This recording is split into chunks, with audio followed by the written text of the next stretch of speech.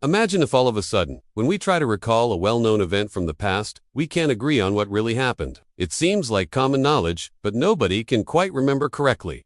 Is this some kind of mass hysteria? A failure of human memory, or something more sinister? What if our memories are not our own, and someone or something is messing with them? In 2009, Fiona Broome came up with the term Mandela effect to describe instances where a large number of people share a distinct false memory. In other words, a glitch in the matrix. Broome experienced this firsthand while discussing the South African revolutionary and political leader Nelson Mandela. She was convinced he had died in prison in the 1980s, only to discover that he was actually released in 1990 and lived until 2013.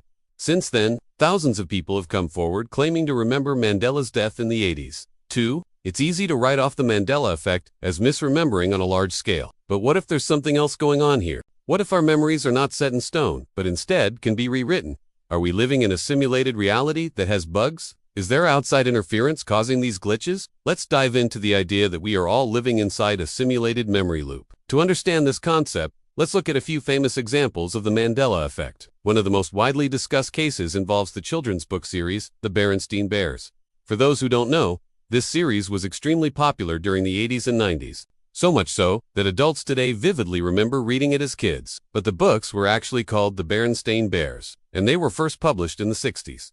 Many people claim to remember the Berenstain spelling. Though it was never used, some even claim to remember Berenstain, spelled with all capital letters. Now, some might say that people are remembering the B consonant cluster in the name and filling in the rest based on how it sounds. And it is true that many people seem to remember a B consonant cluster. However, others swear that it was definitely Berenstain, which doesn't sound like a B consonant cluster at all. And that's just one example. There are plenty of others. Take a look at the Oscar Mayer logo. Does it say O or 0? What about the Monopoly box? Does the rich Uncle Pennybags character have a monocle? Or what about the spelling of the evil queen in Snow White? Is it Evil Queen or Wicked Queen? Now, you may not have thought about these things since you were young, but your memory of them is so strong that you're willing to fight tooth and nail about the details. That is, unless you have no opinion because you weren't alive in the 80s or 90s. According to the Mandela effect, 70% of Americans were alive in the 70s and 80s, when these things were supposedly created or sold. How could so many people remember things that didn't happen? And why do some versions of the events clash with each other? Like, how can some people remember the spelling of Berenstain in all capital letters, if it was never written like that? Well, the answer, according to the theory, is that we are living in a simulated memory loop. To explain, imagine you're playing a video game. You reach a certain point in the game where you have to make a decision. Depending on your choice, the game will play out in one of two ways. This is a common plot device to increase and as technology advances, simulations with multiple branching storylines are becoming more and more realistic. Now imagine you play the game hundreds of times. You'll eventually memorize many of the storylines, and the game may start feeling repetitive. One day you decide to break the fourth wall and ask the game developers to change things up a bit. They oblige and rewrite the simulation, but you still remember the old storyline.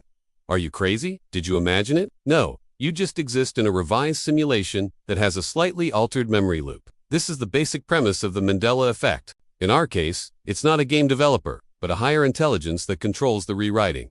Why would they do that? Well, it's hard to say, but it could be that our memories are being rewritten to prevent us from figuring out that we in a simulation, or perhaps it's just a bug. Either way, the Mandela effect points to something very important. Our memories are not infallible. The reason so many of us think we remember things exactly how they happened is because we all kinda do. We remember the general gist of the event. It's just the finer details that are often wrong. In fact, our memories are notoriously inaccurate and highly It is possible that what we perceive to be reality is actually a combination of our personal memories and implanted suggestions. But how could anyone be manipulating our memories on such a large scale? Well, the answer may lie in the world of artificial intelligence. As AI becomes more sophisticated, it's capable of more than just answering queries and writing essays. AI can now generate entire worlds that are nearly indistinguishable from our own. These virtual realities are a blank slate for the user. They can interact with the environment, and the results are recorded. This data is then used to improve the simulation, making it more lifelike. In fact, there are already AI programs capable of replicating our dreams. Imagine if these programs got a hold of our waking memories and started to feed them back to us.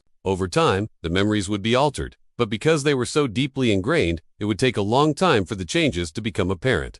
Think about it. Recent memories are the easiest to forget. As we age, our childhood memories get clearer and clearer, almost as if they were being reinforced. This is probably just confirmation bias. But what if it wasn't? What if something was watching over us, making sure we remembered things correctly? Something artificial that wanted us to remember certain things. Does this mean we're in danger? Not necessarily. Take the Nelson Mandela example. When people remembered him dying in the 80s, it was most likely due to a miscommunication. After his release in 90, Mandela's health rapidly deteriorated. He spent most of his time in and out of the hospital. People who interacted with him in his final years may have assumed he was already dead. This idea was likely spread by media outlets looking to capitalize on a tragic story. Other examples of the Mandela effect may have been caused by hoaxes, cultural trends, or just random coincidence. But what about the glitches that have no clear explanation? Could this be evidence of a failing simulation? In theory, this is possible, but there needs to be a trigger before anything changes. So far, there haven't been any noticeable changes in our reality. Sure,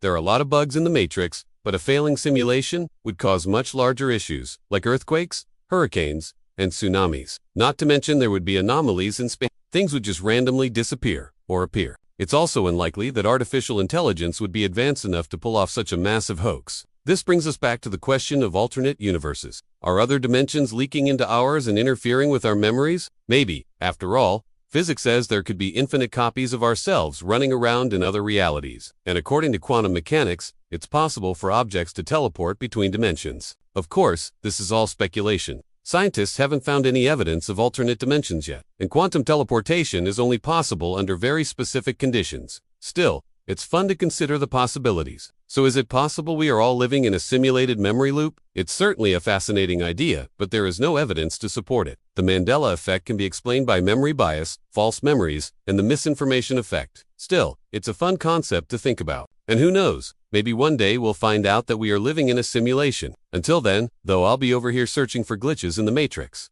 So be careful. You never know when one of those pesky programmers might jump out at you. If you enjoyed this video, please be sure to leave a thumbs up, as I always appreciate it. Let me know what you think about the Mandela effect in the comments below. Do you believe we're living in a simulated memory loop? What about the other ideas presented in the video? I'd love to hear your thoughts. Thanks for watching. See you next time.